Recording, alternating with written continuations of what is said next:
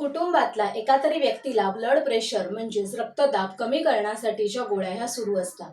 पण तुम्हाला माहिती आहे का, डॅश डाएट या विशिष्ट आहार पद्धतीमुळे तुमचा रक्तदाब हा नियंत्रित आणण्यासाठी मदत होते. याचं नाव जरी वेगळं असलं तरी हा तितकासा अवघड नाहीये. जाणून घेऊया हा डॅश डाएट काय आहे. नमस्कार, मी डॉक्टर स्वप्ना तुमचं सगळ्यांचं स्वागत करते आपल्या YouTube channel healthy living with doctor स्वप्नामध्ये. जर तुम्हाला आहार, आरोग्य आणि आयुर्वेद या विषयासंदर्भातले माहितीपूर्ण व्हिडिओ ऐकायला आवडत असतील तर चॅनलला आजच सबस्क्राईब करा, बेल आयकॉन दाबा, म्हणजे जेव्हा मी व्हिडिओ अपलोड करेन तर त्याचं नोटिफिकेशन तुम्हाला हे मिळत राहील. रक्तदाब वाढण्याची खरं तर अनेक कारणं आहेत. त्यापैकी एक आहे ते म्हणजे फिजिकल ऍक्टिव्हिटी कमी असणे, वजन जास्त असणे, मानसिक ताण असणे. त्याचबरोबर कधी कधी काही आजार असे असतात की त्या आजारांच्या परिणाम स्वरूप तुमचं रक्तदाब हे वाढत असतं. या सगळ्यांबरोबरच एक महत्वाचं कारण आहे ते म्हणजे तुम्ही घेत असलेला आहार. म्हणूनच आहारातले योग्य बदल केल्यामुळे रक्तदाब हा नियंत्रित आणण्यासाठी मदत होते. रक्तदाब नियंत्रित असण्याची काय गरज आहे? कारण रक्तदाब जर नियंत्रित नसेल तर त्याचा परिणाम हा तुमच्या हृदयावर, हृदयाच्या स्नायूंवर, रक्तवाहिन्यांवर, त्याचबरोबर किडनी, मेंदू यासारख्या महत्वाच्या अवयवांवर पडत असतो. म्हणूनच रक्तदाब नियंत्रित असणे हे खूप गरजेचे आहे. डॉक्टर देखील जेव्हा गोळ्या घेऊन देखील रक्तदाब नियंत्रणात येत नसतो तेव्हा आहारावर काटेकोरपणे लक्ष ठेवण्यासाठी सांगतात. पण तेच बदल जर पहिल्यापासून सुरू केले तर त्याचा फायदा हा जास्त होतो आणि म्हणूनच सांगितलेला आहे हा डॅश डाएट. तर बघूया हा डॅश डाएट काय आहे.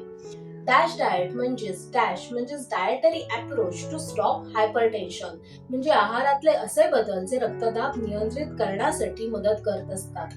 या डॅश डाएट मध्ये 5 मुद्दे हे महत्वाचे आहेत. ते जर व्यवस्थितपणे पाळले गेले तर तुमचा रक्तदाब हा नियंत्रित राहण्यासाठी नक्कीच मदत होईल. सगळ्यात पहिल्यांदी आहे ते म्हणजे सोडियमचं आहारातलं प्रमाण. तुमचं सोडियमचं आहारातलं प्रमाण हे नियंत्रित असणे हे गरजेचं आहे. रक्तदाब वाढतोय किंवा ब्लड प्रेशर वाढतोय असं लक्षात आल्यावर सगळ्यात पहिल्यांदा सल्ला दिला जातो ते मिठाचं प्रमाण हे कमी करा. मीठ म्हणजेच काय तर सोडियम क्लोराईड, म्हणजेच इनडायरेक्टली तुम्हाला सोडियमचं प्रमाण हे कमी करण्यासाठी किंवा नियंत्रित ठेवण्यासाठी हे सांगितलं जातं. सोडियम जेव्हा आपल्या आहारामध्ये जास्त मात्रेमध्ये असतं तेव्हा ते वॉटर रिटेन्शन करतं, म्हणजे शरीरामध्ये पाणी हे धरून ठेवतं. त्यामुळे तुमच्या रक्तवाहिन्यांवर त्याचा ताण हा अधिक पडतो आणि तुमचं ब्लड प्रेशर हे अधिक वाढलं जातं. म्हणूनच सोडियमचं आहारातलं प्रमाण हे आपण जर नियंत्रणात ठेवलं तर फायदा हा अधिक होतो. AHA म्हणजेच अमेरिकन हार्ट असोसिएशन यांच्यानुसार तुमच्या आहारामध्ये 2300 मिलीग्राम किंवा 2.3 ग्राम एवढ्या मात्रेमध्ये सोडियम हे असलं पाहिजे. म्हणजे तुम्ही 1 टीस्पून एवढ्या मात्रेमध्ये मीठ खाता तेव्हा त्याच्यामध्ये 2300 मिलीग्राम किंवा 2.3 ग्राम एवढ्या मात्रेमध्ये हे सोडियम असतं. म्हणजेच तुमच्या दिवसभरामध्ये तुमच्या पोटामध्ये 1 टीस्पून एवढ्या मात्रेमध्येच मीठ हे गेलं पाहिजे. मग हे प्रत्येक वेळेला मोजून खाणं गरजेचं आहे का? तर तुमचं ब्लड प्रेशर खूप जास्त प्रमाणामध्ये वाढलं असेल किंवा तुम्हाला त्याबरोबर किडनीचा आजार असेल तर अशा वेळेला कधी कधी मोजून खाणं हे जास्त फायदेशीर ठरतं. पण तुम्हाला मी अशा 2 टिप्स सांगणार आहे, त्या जर व्यवस्थित फॉलो केल्या तर तुमचं सोडियमचं प्रमाण हे आपसुकच कमी होईल किंवा त्याचं नियंत्रणात हे आणलं जाईल. पहिली टिप आहे ती म्हणजे अनावश्यक मीठ टाळा. अनावश्यक मीठ म्हणजेच काय तर बऱ्याच जणांना वरून मीठ घ्यायची सवय असते, तर ही सवय पहिल्यांदा बंद केली पाहिजे. हळूहळू तुम्ही प्रयत्न केला तर नक्कीच ही सवय तुमची बंद होऊ शकते. दुसरं आहे की ज्या ज्या गोष्टीमध्ये मीठ टाकणं आपण टाळू शकतो ते टाळलं पाहिजे. उदाहरणार्थ बऱ्याच जणांना फळांवर मीठ टाकून खायची सवय असते. कलिंगड असेल, पेरू असेल त्याला मीठ लावून खायची सवय असते. त्याचबरोबर काकडीला मीठ लावून खायची सवय असते, तर ही सवय ही टाळली पाहिजे. कारण फळ आहेत किंवा पेरू आहे, कलिंगड आहे किंवा काकडी आहे याच्यामध्ये स्वतःचे असे त्यांचे मिनरल्स असतात आणि जेव्हा तुम्ही अधिकचं वरून मीठ टाकता तेव्हा ते खूप जास्त प्रमाणामध्ये त्याची क्वांटिटी ही वाढली जाते. म्हणूनच अशा गोष्टींमध्ये मीठ लावून खाणं हे टाळलं पाहिजे. दुसरे आहेत काही पदार्थ असे आहेत की ज्याच्यामध्ये आपण मीठ टाकणं हे टाळू शकतो. उदाहरणार्थ भात आहे, चपाती आहे. शक्यतो आपण चपाती आहे ती भाजी बरोबर खातो, उसळी बरोबर खातो. भात आपण डाळी बरोबर किंवा आमटी बरोबर खातो. त्याच्यामध्ये मीठ टाकणं हे टाळलं पाहिजे. तर ज्या ज्या गोष्टीमध्ये शक्य आहे त्या गोष्टीमध्ये अनावश्यक मिठाचा वापर करणं किंवा वरून मीठ टाकणं हे टाळलं पाहिजे. दुसरी टीप आहे ते म्हणजे जास्त मीठ असलेले पदार्थ खाणं हे टाळा. तर जास्त मीठ असलेले पदार्थ म्हणजे कुठले आहेत? अर्थातच सगळे जे खारवलेले पदार्थ आहेत ते त्याच्यामध्ये येतात. त्याच्यामध्ये लोणची आहे, त्याचबरोबर पापड आहे, त्याचबरोबर सुके मासे आहेत, त्याच्यामध्ये मिठाचं प्रमाण जास्त असतं. तर हे खाणं हे टाळलं पाहिजे. या व्यतिरिक्त काही पदार्थ असे आहेत की तुम्हाला खाताना वाटणार नाही की त्याच्यामध्ये सोडियमचं प्रमाण जास्त आहे, पण त्याच्यामध्ये असणारं सोडियमच्या प्रमाणामुळे तुमचं ब्लड प्रेशर हे वाढू शकतं. हे पदार्थ कुठले आहेत? तर सगळे पॅक्ड फूड आहे, प्रोसेस्ड फूड आहे, रेडी टू यूज फूड आहे. याच्यामध्ये त्यांची चव वाढवण्यासाठी मिठाचं प्रमाण हे जास्त असतं. यामध्ये डाएट चिवडा हा देखील येतो. त्याचबरोबर टोस्ट आहे, बटर आहे, खारी आहे, रेडी टू इट नूडल्स आहेत. हे सगळे जे पदार्थ आहेत त्याच्यामध्ये मिठाचं प्रमाण हे अधिक असतं. चिप्स आहेत, तर हे सगळे पदार्थ जास्तीत जास्त खाणं हे टाळलं पाहिजे. बऱ्याच वेळेला आपण जेवणामध्ये मीठ कमी टाकतो, पण हे जे आपण अधिकचे वरचे पदार्थ खातो त्याच्यामधून आपलं मिठाचं प्रमाण हे वाढलं जातं आणि आपल्या रक्तदाब नियंत्रणात येत नाही. हे मिठाचं प्रमाण कसं बघायचं, म्हणजे सोडियमचं प्रमाण कसं बघायचं, या संबंधीचा व्हिडिओ आहे, मी तो अगोदरच अपलोड केलेला आहे. त्याची लिंक डिस्क्रिप्शन बॉक्स मध्ये आहे, तर ते तुम्ही नक्की बघून घ्या. दुसरा महत्वाचा मुद्दा आहे तो म्हणजे चरबीचं प्रमाण हे नियंत्रणात ठेवणं. जर तुम्हाला ब्लड प्रेशर बरोबर तुम्हाला कोलेस्ट्रॉल देखील असेल तर धोका हा अधिक जास्त असतो. त्यामुळे कोलेस्ट्रॉलचं प्रमाण नियंत्रित ठेवण्यासाठी तुमच्या आहारामधून चरबीचं प्रमाण हे कमी केलं पाहिजे. कोलेस्ट्रॉल आहे ते आपल्याला प्राणीज पदार्थांपासून मिळतं, म्हणजेच अॅनिमल प्रॉडक्ट पासून मिळतं. त्यामुळे जे नॉनव्हेज आयटम्स आहेत जसं की मटण आहे, चिकन आहे, याचं प्रमाण आहारामधून जास्तीत जास्त कमी केलं पाहिजे. त्यामुळे अर्थातच तुमचं कोलेस्ट्रॉलचं प्रमाण हे नियंत्रणात राहील. त्याचबरोबर तुम्हाला जर मासे खायचे असतील तर मासे आहेत ते स्टीम किंवा करी मधले जास्त करून खाल्ले पाहिजे, ज्यामुळे तुमचं तेलाचं प्रमाण हे आटोक्यात राहील. या व्यतिरिक्त काही पदार्थ असे आहेत की ज्याच्यामुळे कोलेस्ट्रॉल वाढू शकतं किंवा तुमची चरबी वाढू शकते. हे पदार्थ कुठले आहेत? तर रेडी टू ईट फूड आहे, प्रोसेस फूड आहे किंवा पॅक फूड आहे. याच्यामध्ये सॅच्युरेटेड फॅटचं प्रमाण किंवा ट्रान्स फॅटचं प्रमाण खूप जास्त असतं, जे तुमच्या हृदयासाठी खूप हानिकारक आहे. मग यामध्ये तुमचं टोस्ट, बटर, खारी हे तर आलेच, त्याच्याबरोबर केक आले, पेस्ट्री आहे. या सगळ्यामध्ये ट्रान्स फॅट किंवा सॅच्युरेटेड फॅटचं प्रमाण हे खूप जास्त असतं, की जे हृदयासाठी खूप जास्त हानिकारक आहे. तर याचं प्रमाण आहारामधून बंद किंवा जेवढं कमी करता येईल तेवढं कमी करणं हे जास्त आपल्या फायदेशीर आहे. त्याचबरोबर तुमच्या आहारामध्ये तेलाचं प्रमाण नियंत्रणामध्ये असलं पाहिजे. तेल कुठलं वापरावं, किती प्रमाणामध्ये वापरावं, यासाठीचा व्हिडिओ मी अपलोड केलेला आहे. त्याची लिंक डिस्क्रिप्शन बॉक्स मध्ये आहे, तर तुम्ही नक्की बघून घ्या.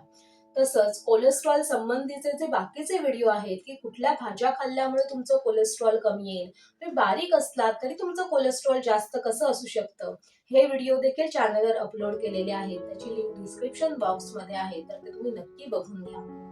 पुढचा महत्वाचा मुद्दा आहे ते म्हणजे एम्प्टी कॅलरीज काउंट करा.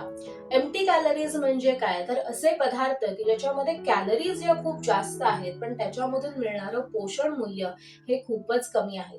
उदाहरणार्थ, जेव्हा तुम्ही एक केक खाता तेव्हा त्या केक मध्ये जवळजवळ 250-300 कॅलरी असतात, पण त्याच्यामध्ये फक्त शुगर आणि फॅटचं किंवा बटरचं प्रमाण अधिक असतं. त्यामधून आपल्याला मिळणारं फायबर, प्रोटीन किंवा व्हिटॅमिन याचं प्रमाण मात्र कमी असतं, म्हणजे पोषण मूल्य हे कमी असतं. त्याच व्यतिरिक्त तुम्ही जर एखादं फळ खाल्लं तर फळामध्ये त्याच्या कॅलरीज खूप कमी असतात, पण त्यामधून तुम्हाला फायबर मिळतात, व्हिटॅमिन्स मिळतात, शरीराला आवश्यक असणारे मिनरल्स मिळतात. तर अशा एम्प्टी कॅलरीज आहेत त्या जेवढ्या तुम्ही कमी करू शकाल तेवढं तुमच्यासाठी हे चांगलं आहे. हे एम्प्टी कॅलरीज म्हणजे काय, त्या कशा काउंट करायचा, यासाठीचा व्हिडिओ मी अगोदरच अपलोड केलेला आहे, तर तो तुम्ही लिंक डिस्क्रिप्शन बॉक्स मध्ये आहे, तो नक्की बघून घ्या. पुढचा महत्वाचा मुद्दा आहे ते म्हणजे आहारातील गोडाच्या प्रमाणावर नियंत्रण ठेवा.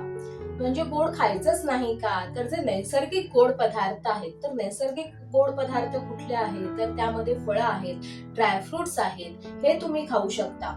पण जे रिफाइंड शुगर आहे, मैद्याचे पदार्थ आहेत, ते जास्तीत जास्त हे टाळले गेले पाहिजेत.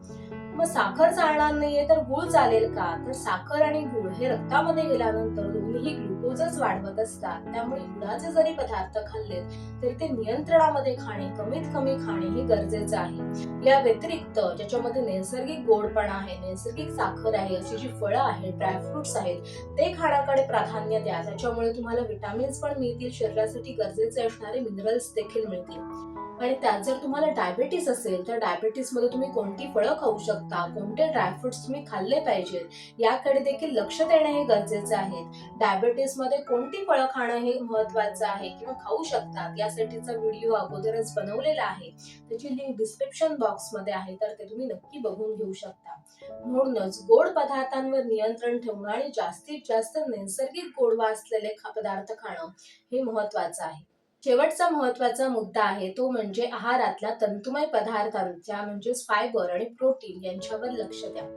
तुम्ही म्हणाल मिठाचे पदार्थ खायचे नाही, चरबीयुक्त पदार्थ खायचे नाही, गोड पदार्थ खायचे नाही, मग खायचं तरी काय? तर आहारामध्ये फायबर आणि प्रोटीन असलेल्या पदार्थांचं प्रमाण हे वाढवलं पाहिजे. फायबरयुक्त पदार्थ म्हणजेच कुठले आहेत तर त्याच्यामध्ये सगळ्या आपल्या उसळी आहेत, त्याच्याबरोबर फळभाज्या आहेत, नंतर सगळी सीझन प्रमाणे येणारी जी फळं आहेत ती आहेत. तर याचं प्रमाण आहारामध्ये हे जास्तीत जास्त असले पाहिजे. त्याचबरोबर प्रोटीन मध्ये कुठलं प्रोटीन खायचं आहे तर व्हेज प्रोटीन हे जास्तीत जास्त प्रमाणामध्ये खाण्याकडे प्राधान्य दिलं पाहिजे. मग शाकाहारी प्रथिनांमध्ये कुठली प्रथिने येतात तर त्याच्यामध्ये डाळी आहेत, उसळी आहेत, हे जे पदार्थ आहेत ते जास्तीत जास्त प्रमाणामध्ये खाल्ले पाहिजे. तुम्हाला दूध प्यायचं असेल तर लो फॅट मिल्क आहे ते पिण्याकडे प्राधान्य दिलं पाहिजे. तर हे पदार्थ जास्तीत जास्त खाण्यामुळे तुमचं कोलेस्ट्रॉल कमी होण्यासाठी देखील मदत होते, त्याचबरोबर तुमचं वजन कमी होण्यासाठी देखील मदत होते. हे जे 5 महत्त्वाचे मुद्दे आहेत ते जर तुम्ही लक्षात ठेवले तर तुमचा रक्तदाब नियंत्रित होण्यासाठी नक्कीच मदत होईल. या डॅश डाएटमुळे तुमचा फक्त रक्तदाबच नियंत्रणात येत नाही तर तुमचं कोलेस्ट्रॉल कमी होण्यासाठी मदत होते, तुमचं वजन कमी होण्यासाठी देखील मदत होते. त्यामुळे हा डॅश डाएट तुम्ही नक्की फॉलो करा. तसंच या डॅश डाएट बरोबर जर तुम्ही मानसिक स्वास्थ्याकडे म्हणजेच तुम्हाला जर मानसिक ताण जास्त असेल तर त्याकडे देखील लक्ष दिलं तर रक्तदाब कमी होण्यासाठी नक्कीच मदत होईल. जर तुम्हाला आजचा व्हिडिओ आवडला असेल, गरजेचा वाटला असेल तर तुमच्या नातेवाईकांना हा नक्की शेअर करा. असेच आणखीन माहितीपूर्ण व्हिडिओ बघण्यासाठी चॅनलला आजच सबस्क्राईब करा, बेल आयकॉन दाबा म्हणजे मी व्हिडिओ अपलोड केला की त्याचं नोटिफिकेशन तुम्हालाही मिळत राहील. तुम्हाला काही शंका असतील तर मला कमेंट बॉक्समध्ये विचारा आणि तोपर्यंत हेल्दी राहा आणि हॅपी राहा. नमस्कार.